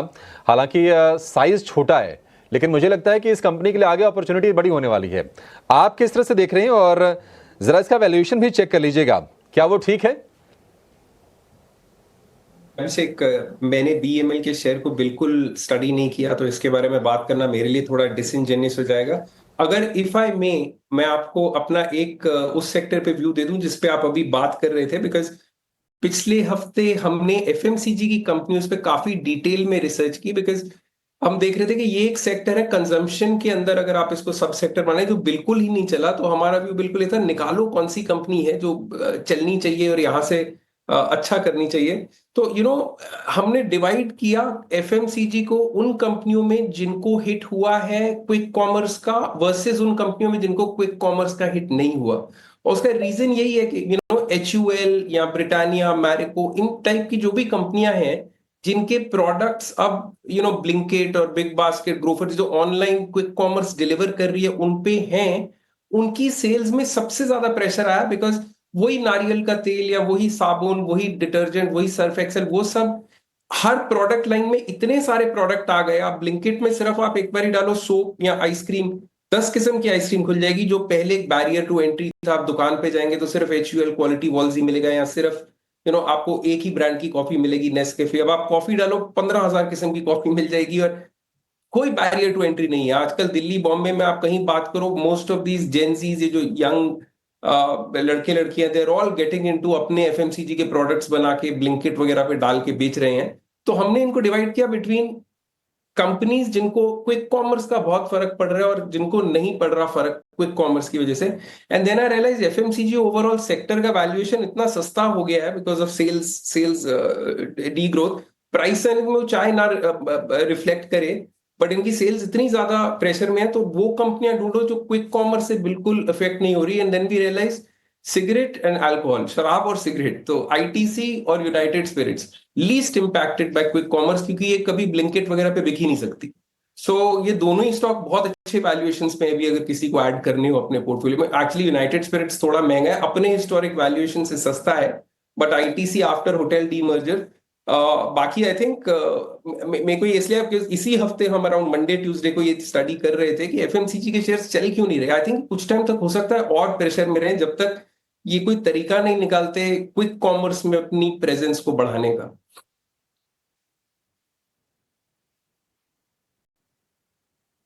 तो ITC पे एक टेक आपको और मिल गया। इस बीच मेरे पास फटाफट से 2-4 शेयर है, मैं एक्सपर्ट से पता करता जाता हूँ, जल्दी जल्दी जवाब भी एक्सपेक्ट करूँगा। पहले राजेश जी आपसे एक सवाल होगा, आप मेरे को बताइए बजाज होल्डिंग कितना ठीक है। आज सुबह हमने आशीष चतुर्मोता से भी पता किया था, वो कह रहे बहुत बढ़िया कंपनी है, 4% के आसपास का बढ़िया गेन भी आया है इसके पास 1-2 दिन में ही। एक बार जरा बताइए आप सर, क्या करना है इस पे बजाज होल्डिंग्स? क्लियरली एक अप ट्रेंड में ये बजाज होल्डिंग और series of high top higher bottom formation है स्टॉक में और ऑल टाइम हाई ट्रेजेक्टरी पे ही ट्रेड कर रही। तो हमें लगता है कि जब भी आपको कोई छोटा मोटा डिप देता है तो इसको बाय एंड एक्यूमुलेट की रणनीति रखें। हालांकि स्टॉक का भाव 13,000 के आसपास है, तो अगर आपको ये स्टॉक 12,600 12,700 के जोन में मिलता है तो वो एक अच्छा लेवल होगा। बट ये एक इन्वेस्टर कैटेगरी कैडर का स्टॉक है, ट्रेडिंग पॉइंट ऑफ व्यू से तो इसको ट्रेड करना तो काफी डिफिकल्ट है। तो अगर किसी को इन्वेस्ट करना है, थोड़ा लंबा होराइजन है, तो जब भी कोई डिप मिलती है तो इसको बाय एंड एक्यूमुलेट कर सकते हैं। डाउन साइड में जो इसका मेजर सपोर्ट एरिया है वो करीब है 12,000 से 11,800 के जोन में। तो कोई वॉलेटाइल मार्केट में कभी आपको इसके आसपास के भाव मिलते हैं तो आप वहां पे बाय एंड एक्यूमुलेट कर सकते हैं। अपसाइड हमें लगता है ये कंटिन्यू रहेगी, हो सकता है आगे आने वाले समय में 15,000 तक के टारगेट भी इसमें कंटिन्यू होते हुए दिखे।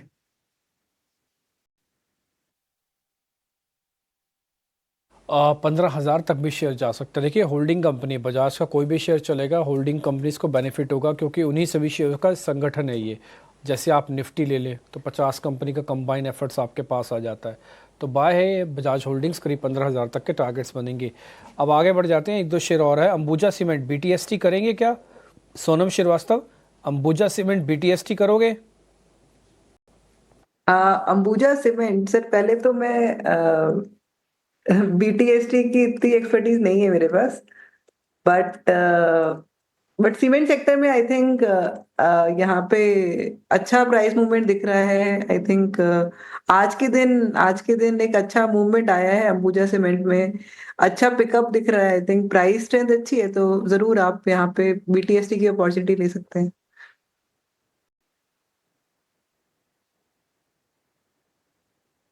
देना चाहते हो तो फिर मेरे को रेंज बताओ स्टॉप लॉस और टारगेट की। BTST छोड़ दो, हटा दिया मैंने BTST वाला क्लोज। अब आप मेरे को रेंज दे दो स्टॉप लॉस और टारगेट के साथ की। अंबुजा सीमेंट सर, अभी अच्छी अर्निंग्स आई हैं सीमेंट सेक्टर में। आई थिंक सबसे स्टैंड आउट अंबुजा सीमेंट, मतलब सीमेंट सेक्टर ही दिख रहा है एज पर एनालिस्ट। अगर आप देखें अंबुजा सीमेंट की यहाँ पे टारगेट हमारे ख्याल से अभी इंफ्रास्ट्रक्चर सेगमेंट में मूवमेंट दिख रहा है आपको, कंजम्पशन डिमांड बढ़ती दिख रही है, पॉजिटिविटी है इकोनॉमी में भी। तो मेरे ख्याल से यहाँ से उस हिसाब से 10 से 15% का अप मूव देखेंगे, बट सर ये फंडामेंटल टारगेट नहीं होगा हमारे लिए। और स्टॉप लॉस अगर आपको लगा के चलना है तो मेरे ख्याल से जो इसका पिछला लेवल था विच वाज अराउंड 540, वहां पे आप लगा के चल सकते हैं स्टॉप लॉस। 40 का मान लो अगर मैं 1 मिनट के लिए स्टॉप लॉस भी पकड़ लूँ और इसमें 10% भी जोड़ूंगा तो 56 रुपये जोड़ूंगा। कहने का मतलब होगा कि 625 रुपये मोटा मोटी आप टारगेट इसके अंदर डाल दो और 540 का डाल दो SL स्टॉप लॉस। तो अंबुजा की एक बड़ी रेंज, मोटा मोटी रेंज है। रिस्क रिवॉर्ड ज़्यादा अच्छा है, जाने के लिए कुछ ज़्यादा नहीं है, आने के लिए बहुत कुछ है इसके अंदर। अमोल सर, एक शेयर आपसे भी, कंटेनर कॉरपोरेशन सरकारी कंपनी है कॉनकोर, एक बार जरा बताइएगा इसको BTST करने की ज़रूरत है क्या? जी बिल्कुल, काफी दिनों के बाद एक रिवर्सल फॉर्मेशन है। ये वीक में 12% का गेन हुआ है, आज बुलिश कैंडल है, वॉल्यूम एक्टिविटी डिसेंट है। मुझे लगता है ट्रेंड को फॉलो किया जा सकता है। ट्रेंड फॉलोइंग ट्रेडर्स के लिए मुझे लगता है 714 का स्टॉप लॉस रहेगा। अगर उसके ऊपर रहता है ये बुलिश सेटअप कंटिन्यू रहेगा। BTST या एक आध दिन एक्स्ट्रा भी ले सकता है। 760 तक का पॉजिटिव मोमेंटम स्टॉक के ऊपर दिख के आ रहा है। ठीक है, कहा जाता है कि सरकारी बैंकों में कैनरा बैंक काफ़ी वैल्यूएबल बैंक एक है, जिसकी PE वगैरह भी काफ़ी कम है और काफ़ी अच्छे से चल सकता है। राजेश सर, एक बार आपका टेक इस पे चाहिए। कैनरा बैंक, ये BTST और दूसरा इन्वेस्टिंग और BTST दोनों का एंगल चेक कर दो। तो BTST पॉइंट ऑफ व्यू से यस बाय किया जा सकता है, क्योंकि स्टॉक में नियर टर्म चार्ट पे एक स्ट्रेंथ है और बैंकिंग सेक्टर यहाँ पे एक अच्छा बाइंग इंटरेस्ट कंटिन्यू करते हुए दिख रहा है। 112 114 तक की अपसाइड आते हुए दिख सकती है। अगर आपको यहाँ पे इन्वेस्टमेंट करना है तो इन्वेस्टमेंट के लिए भी यहाँ पे ये अपॉर्चुनिटी दे रहा है स्टॉक। स्टॉक में मंथली चार्ट पे देखें तो थर्ड कंसेक्यूटिव मंथ है जहाँ पे स्टॉक पॉजिटिव डायरेक्शन में ही ट्रेड करते हुए दिख रहा है। हमें लगता है यस, यहाँ पे इन्वेस्टमेंट या पोजिशनल पर्सपेक्टिव से भी अपॉर्चुनिटी है बाय करने की। बाय एंड एक्यूमुलेट करें। 101 का स्टॉप लॉस, अपसाइड के टारगेट 125 से लेके 130 तक के। ठीक है, ये LIC इंडिया, हाँ, LICI इसका कोड है, वो वाला फायर करना। हाँ, LIC इंडिया। राजेश सर, आप इसको नोटिस करते हो, ट्रैक लिस्ट में है आपकी LIC इंडिया? डिम्पी जी, LIC इंडिया शेयर हमने पहले काफी स्टडी किया था एंड आई थिंक इसका जब IPO भी आया था तब भी मैंने यही रीजन दिया था जो मैं आज देने वाला हूँ, why I will not buy this. Actually हम LIC इंडिया के एक टाइम पे प्रोडक्ट्स भी बेचा करते थे, हमारा डिस्ट्रीब्यूशन लाइन, एंड हमने रियलाइज किया that most of the people prefer, insurance भी लेना है तो वो HDFC का प्रेफर करेंगे या फिर वो किसी प्राइवेट पेयर का प्रेफर करेंगे, बिकॉज उनके प्रोडक्ट ज्यादा अट्रैक्टिव है, उनका ROI ज्यादा अच्छा है, उनका IRR ज्यादा अच्छा है, कवरेज ज्यादा अच्छा है। सो जिस कंपनी के लोग प्रोडक्ट्स ही नहीं बेच रहे, वो भी ऐसी इंडस्ट्री में जहाँ कंपटीशन इतना इंटेंस है, कोई 16 से 17 लिस्टेड प्लेयर्स हैं इंश्योरेंस बिजनेस में, तो उस कंपनी में मार्जिन्स प्राइवेट सेक्टर से बेटर कैसे हो सकती हैं? तो आई थिंक इसको लिस्टिंग के टाइम भी, IPO के टाइम भी मैंने कहा था, इससे ज्यादा अच्छे इंश्योरेंस प्लेयर्स हैं, तो इनका प्रोडक्ट इतना अच्छा नहीं है जितना बाकी प्राइवेट प्लेयर्स का है, तो on that account only we would like to avoid it. मैं एक और डिस्क्लोजर दे दूं, इंश्योरेंस सेक्टर में मेरे पास कोई स्टॉक नहीं है, बिकॉज मुझे नहीं लगता इतने ओवर कंपेटिटिव मार्केट में, जहां 1-2% के डिफरेंस पे लोग अपनी इंश्योरेंस पॉलिसी बदल लेते हैं, वहां कोई भी कंपनी कोई बहुत ग्रैंड अल्फा क्रिएट कर पाएगी। ये व्यू मैं जानता हूं थोड़ा सा कॉन्ट्रा हो सकता है मार्केट से। नहीं, थोड़ा कॉन्ट्रा भी हो सकता है। मैं एक और चीज़, अच्छा मेरे को छोटे में आप बता दीजिएगा, लोग ट्रस्ट नहीं करते सर? ठीक है, ROI अपनी जगह है, इंश्योरेंस पे तो ट्रस्ट बहुत इम्पोर्टेंस रखता है। LIC नहीं, तो ये बहुत बहुत पुरानी इंटरेस्टिंग बात है रिम्पी जी। ट्रस्ट तो करते हैं, और इनफैक्ट LIC का अगर आप ब्रांड देखें तो बहुत ही सॉलिड और स्ट्रॉन्ग ब्रांड है। आज भी ट्रस्ट से ज्यादा penetration wise, if you go to Tier 2, Tier 3, Tier 4 cities, insurance का मतलब ही है LIC। लेकिन जब हम किसी भी क्लाइंट का पोर्टफोलियो वगैरह बनाते हैं, obviously insurance is not my core, हम इंश्योरेंस करते नहीं है ऐसे क्लाइंट्स की, तो जब हम भी देखते हैं तो ज्यादातर क्लाइंट्स आजकल अर्बन सिटीज में जो बड़ा प्रीमियम देने वाले हैं, चाहे वो हेल्थ हो, लाइफ हो, कार हो, ऑटो हो, कोई भी इंश्योरेंस हो, दे प्रेफर HDFC का हो या किसी भी और प्राइवेट, ICICI का हो, प्राइवेट प्लेयर का हो, बिकॉज एक कहीं ना कहीं अर्बन सिटीज में तो एटलीस्ट ये धारणा है कि क्लेम जल्दी क्लियर हो जाता है, 100% क्लेम मिल जाता है। और जहां तक सवाल है एंडाउमेंट प्लान्स का या मनी बैक प्लान्स का, या जो यूलिप्स भी होते थे पहले, जो अब मार्केट लिंक्ड होते हैं, उसमें भी द वैल्यू यू गेट, जो रिटर्न आता है उसका, वो LIC से ज्यादा HDFC, ICICI, बजाज अलायंस, इन कंपनियों के हैं। तो पीपल आर शनिंग, जो पहले LIC खरीद रहे थे उसका मार्केट श्रिंक हो रहा है और इन प्राइवेट प्लेयर्स का मार्केट बढ़ रहा है। और ये बात मैं कई बार बोल चुका, IPO के टाइम बोली, उसके बाद भी बोली, और अभी भी कुछ बदला नहीं है। तो आई थिंक अभी भी ये 12, 12.5, 13 के प्राइस एंड मल्टीपल पे ट्रेड कर रहा है, जस्टिफाइड है, इसको वहीं ट्रेड करना चाहिए, कोई बहुत ग्रैंड अल्फा ये नहीं क्रिएट कर पाएगा। और इसके सिवाय एक और प्रॉब्लम है, सरकार को कोई भी कंपनी जो परेशान हो, चाहे वो IDBI बैंक हो या जिसमें डेट हो, उसमें स्टेक खरीदवाना हो तो LIC से खरीदवा दिया जाता है। अब इसमें शेयर होल्डर की तो कोई से ही नहीं है ना, सरकारी होल्डिंग इतनी है कि LIC is today the promoter of, इतनी ही कंपनियों की प्रमोटर बन चुकी है LIC, और वो भी मोस्ट ऑफ द कंपनीज वो वाली हैं जो चल नहीं रही थी। सो 2-3 ही अच्छे, एक्चुअली 2-3 से ज्यादा होंगे, 2-4 ही अच्छी इन्वेस्टमेंट्स है LIC के पोर्टफोलियो में। अदरवाइज आप लिस्ट देखिए, LIC is a holding company of many, बहुत सी और कंपनियों की होल्डिंग कंपनी बन गई है। ये आपने अच्छा एनालिसिस करके दिया और पॉइंट टेकन है सर, पॉइंट टेकन है। बहुत बहुत शुक्रिया Rajat sir, thank you very much. आज कार्यक्रम में आप जुड़े, इसके लिए भी बहुत बहुत शुक्रिया। एक छोटा सा ब्रेक ले लें। सोनम श्रीवास्तव, राजेश पालविया और अमोल अठावले हमारे साथ बने रहेंगे अगले 10 मिनट के लिए। और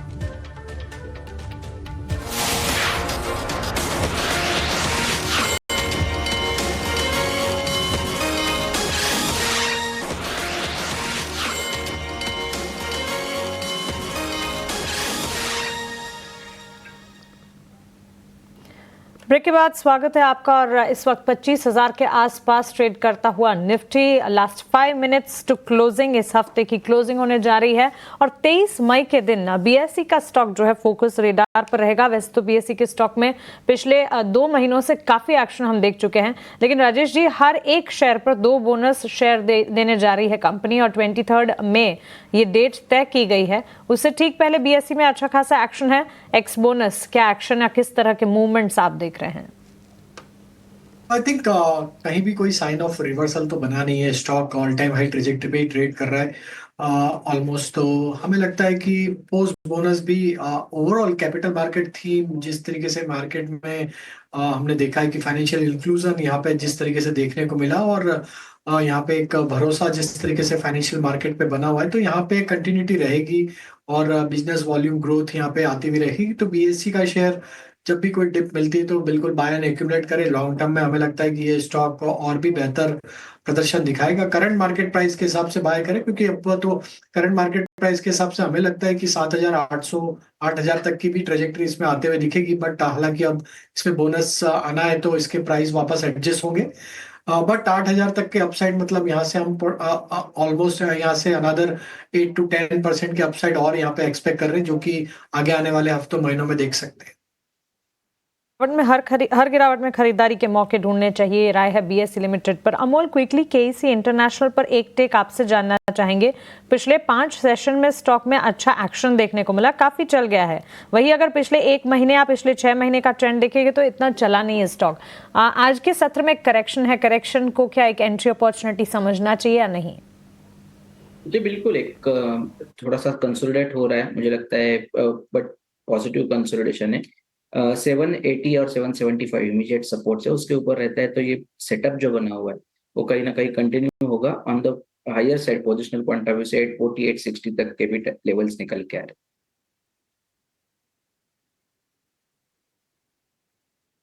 ठीक है, केईसी को लेकर ये व्यू। राजेश जी, आईटी में कोई कॉन्ट्रा बाय करके जाना है क्या?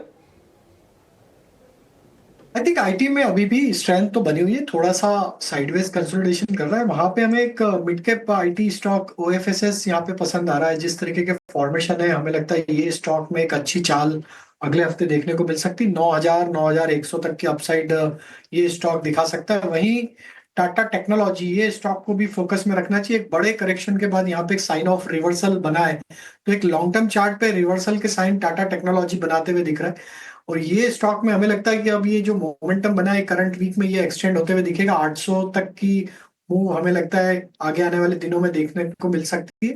यहाँ पे भी बाय किया जा सकता है विद स्टॉप लॉस ऑफ 730।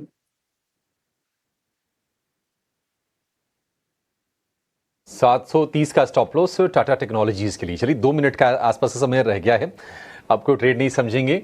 अब चलते हैं क्लोजिंग की तरफ। और आज हफ्ते का आखिरी कारोबारी सत्र ये भी क्लोज हुआ है।